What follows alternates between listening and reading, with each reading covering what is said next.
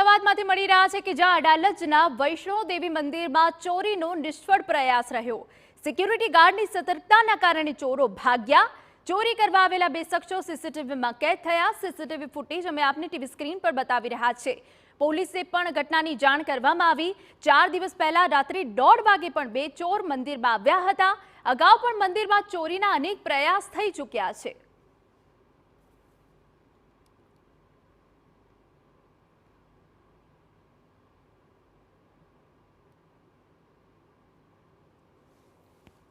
ચોરી માટે આયા હતા બે વ્યક્તિ જે આપણા બાર ગંગાથી ઉપર મંદિરના પરિસર સુધી નવદુર્ગા સુધી પહોંચ્યા હતા।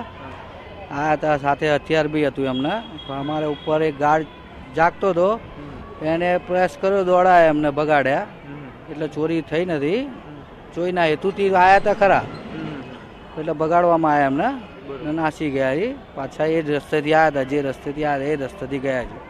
આયા હતા બાઇક સવાર ઉપર 2 જણા। એ પોલીસ સ્ટેશનમાં કમ્પ્લેન બી કરી છે ને અરજી બી આપી દીધી છે ને એનું ફૂટેજ બી